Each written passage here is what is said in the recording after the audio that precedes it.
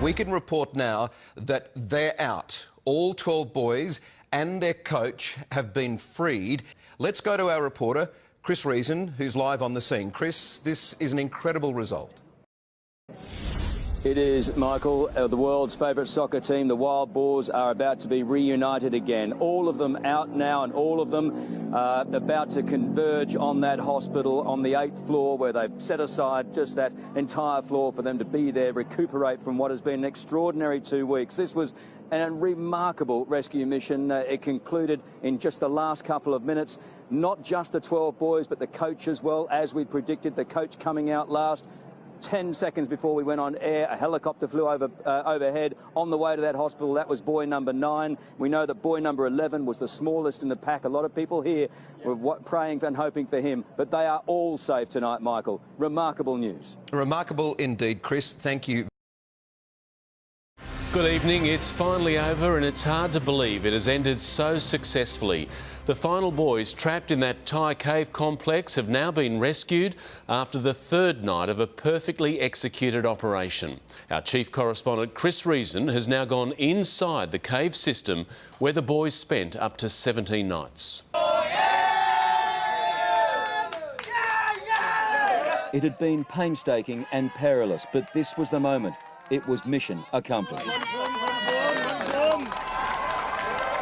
The flashing lights of a fleet of ambulances rushing the last of the boys and their coach to hospital, freed at last from the confines of a cave which had swallowed them for 17 days. The rescue operation had started cautiously, gingerly, methodically. The end came in a rush of excitement. It is our pride, mission possible of Team Thailand. The last of the trapped dragged through the twists and turns like those before them, at times on stretchers, passed from hand to hand. They'd been given mild sedatives to ease their trauma. No margin for error, needing a 90-strong international contingent of rescuers. For the first time in days, relief was finally allowed to set in. We feel very happy. Now we need beer and we need sleep.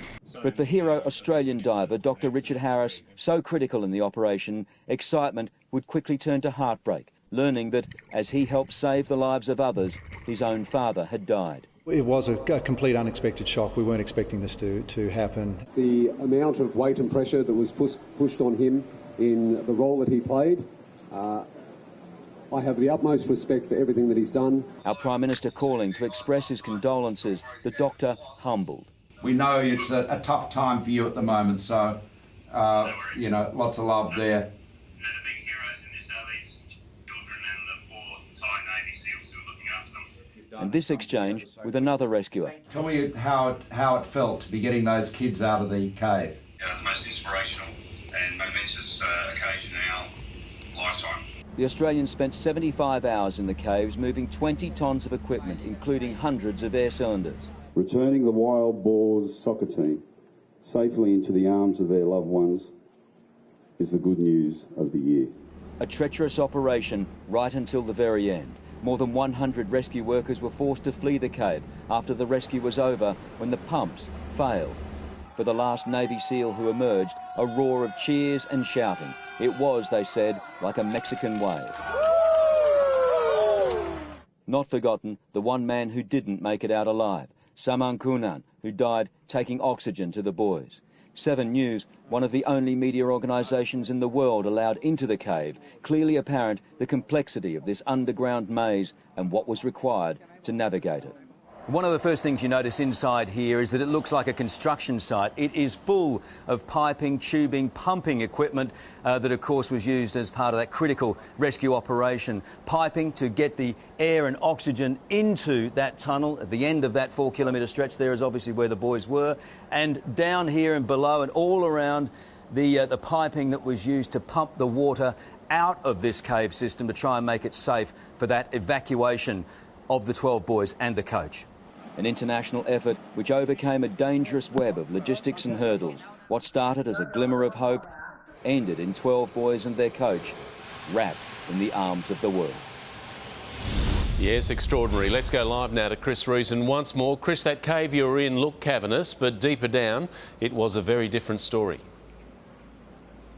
Yeah, Mark, the entrance to that cave is obviously the biggest and most cavernous part of that 4-kilometre cave system. As we all now know, it narrows considerably throughout, right down to that 38-centimetre pinch point we're all so familiar with. But the thing that struck me most of all about that cave was the sheer size and scale of the operation within it. We could see a massive dive centre, a medical setup, pop-up food tents there. We tried to get a little bit further down the cave, but right now the Royal Thai military are saying that they're drawing a line at that point.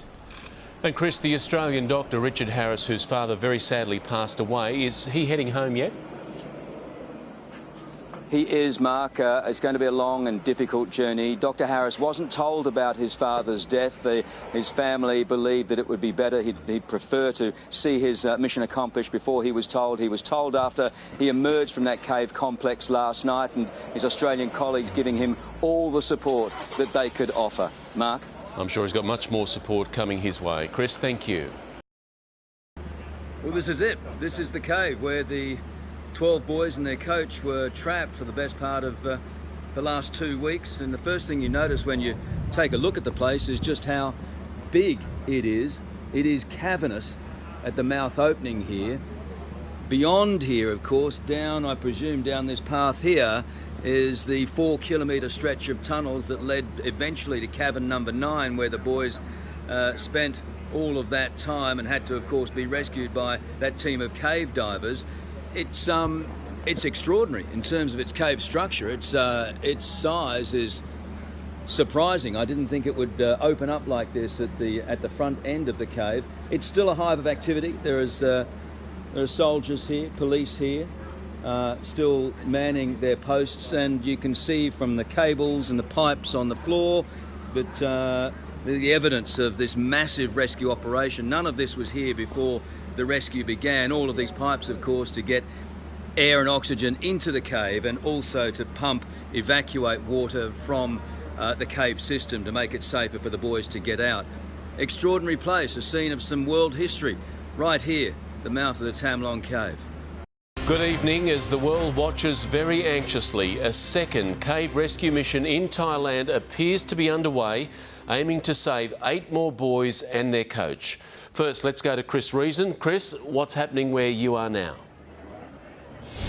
Well, Mark, good evening to you. Look, we're at the Press Operations Centre, which is just a short way down the road from the cave complex, where the boys are currently being rescued. And right behind me, as you can probably tell, there's a press conference underway again from the Governor of Chiang Rai Province as he updates us on what the latest movements are. We're waiting to hear. He's just going through some protocol and some detail at the moment. We're waiting to hear confirmation on whether the phase 2 of this rescue operation has begun. A lot of activity up there today. Helicopters, ambulances moving into place, and of course the divers too. The word was it could have started as early as 10 o'clock your time, which means they could well have been getting to the end of the process now. They'll be looking for a repeat of what happened yesterday, that spectacular success of this rescue story, the first 4 boys rescued from that cave.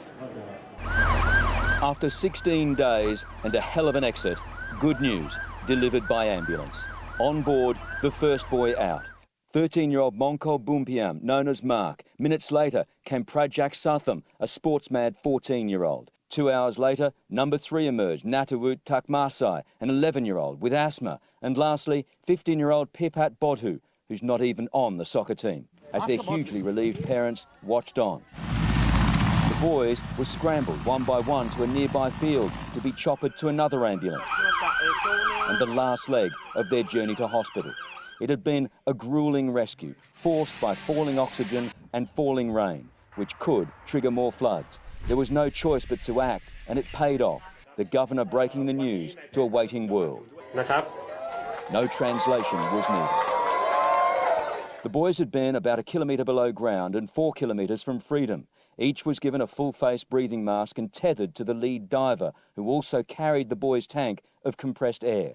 Another diver followed close behind, with a lifeline guiding all 3 to the rescue staging area. Then it's a long walk to fresh air and safety, as those left behind patiently wait on the other side. This is the type of ordeal that awaits them. It's known as extreme cave diving. The big danger, choke points, so small the tanks have to go through first. The same divers from last night's rescue are involved in today's, and the lessons learned invaluable. and what they'll do is identify anything they can do better to make it easier and more successful. Children don't seem to be as fearful as adults when it comes to learning to dive. But there is no denying the battle they face in getting out. Less than 5 minutes away, in the same mountain system, this cave complex, a tourist attraction, gives the slightest hint of conditions deep inside. The cave floors are slippery, the walls are wet, and it is humid, confined, claustrophobic, and without the camera light, it is obviously pitch black. In short, it's unpleasant, and that's without the floodwaters. There's still a long way to go. It could be days before all of the boys are rescued, but we've made a very good start. So good, tech billionaire Elon Musk thinks his child's submarine now won't have to be flown over from the US. Like the rest of the world, he sees light at the end of the tunnel. Let's go back live now to Chris Reason. Chris, with a second rescue mission believed to be underway, is there any indication how many boys may be saved this time? Well, Mark, we heard from Australia's Foreign Minister Julie Bishop there. She seems to have been talking to the Australians involved in this rescue mission, and they might have given her the information she released today, saying that they seem to be releasing the boys, working on the boys 4 at a time. So if you think 4 yesterday, 4 today, 4 tomorrow, the last one the day after, we could be seeing the thing wrap up now. And Chris, what about the all-important weather? Are conditions on their side where you are at the moment? Look, I mean, this weather has just been outstanding, better than they could have hoped for, Mark. They were worried about these monsoon rains, which typically, on average, should have started a week ago. But they've had this window of opportunity of relatively dry time that, of course, without the rain means that there's no rainfall going into that cave complex, making the rescue mission so much more difficult and more dangerous for the boys trapped inside. They need this weather to continue like this for another 2 days, if it is 4x4x4, to get the last of the boys out. OK, Chris, we'll come back to you if there are any major developments. Thank you. Chris Reason remains in Chiang Rai. Chris, what are you hearing now about that second rescue mission?